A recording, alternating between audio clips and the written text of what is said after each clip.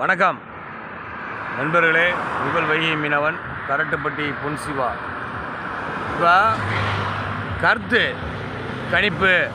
கணிப்பு என்ற பெயரில்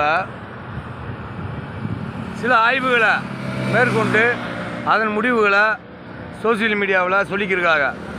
என்னை பொறுத்தளவுக்கு அது கருத்து கணிப்பா அல்லது மக்களிடம் கருத்து திணிப்பா ஒன்றும் தெரியல. ஏன்னா எனக்கு வயசு 50 ஆக போகுது.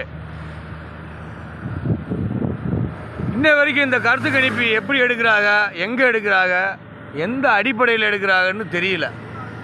அதனால தான் சொல்கிறேன், இது கருத்து கணிப்பா அல்லது மக்களிடம் கருத்து திணிப்பா.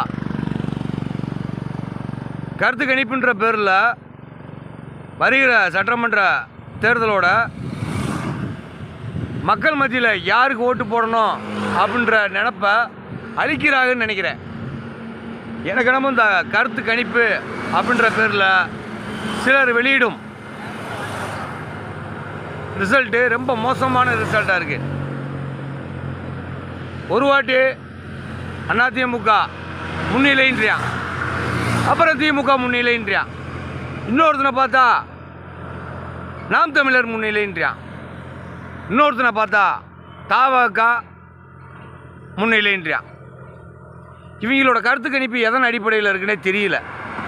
அதனால தான் சொல்கிறேன், இது கருத்து கணிப்பா அல்லது கருத்து திணிப்பா. முதல்ல இந்த கருத்து கணிப்பை தடை செய்யணும். கருத்து கணிப்புன்ற பேரில் மக்களை திசை திருப்புறாங்க.